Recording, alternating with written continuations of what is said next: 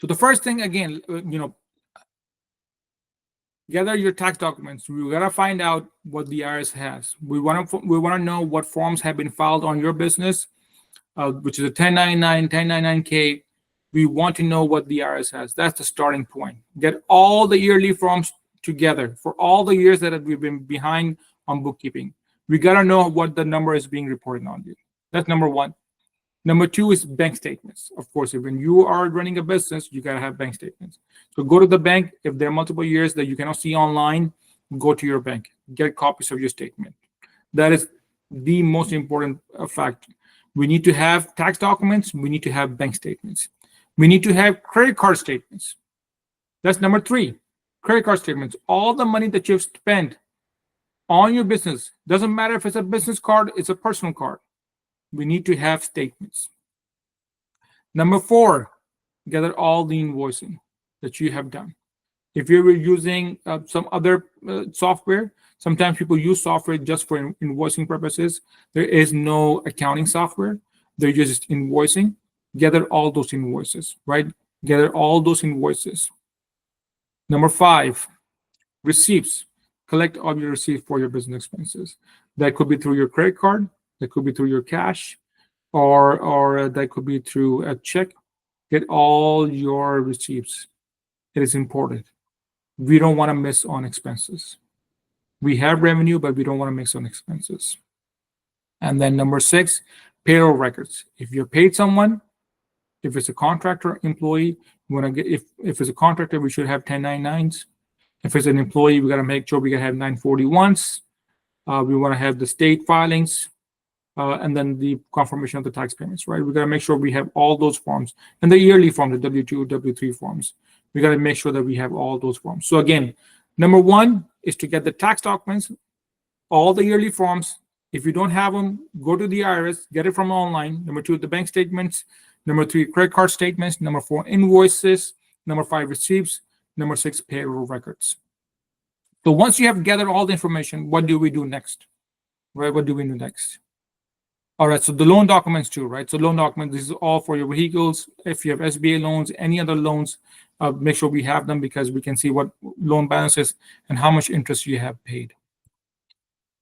So once you have all the documents, what we do is we categorize the transactions. We get transactions from all those documents, from your bank statements, your credit card statements, your invoicing, your receipts, your loan documents, and then we put them in this software. We have to categorize them. We create chart of accounts based on your business. Every business has its own chart of accounts. So not everything is the same for everybody. So there you will have your own chart of accounts. You will have your, which will list on all the accounts.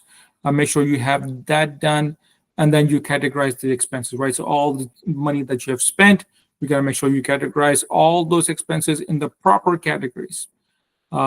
And this is very important. If you don't know them, of course, you put them, ask my accountant, but make sure you categorize them. That's number two. And then number three is, of course, categorize the income too. We cannot do anything without the income. If the income is there, so income can be through your invoicing and then through the 1099s that have been filed on you, right? That's very important.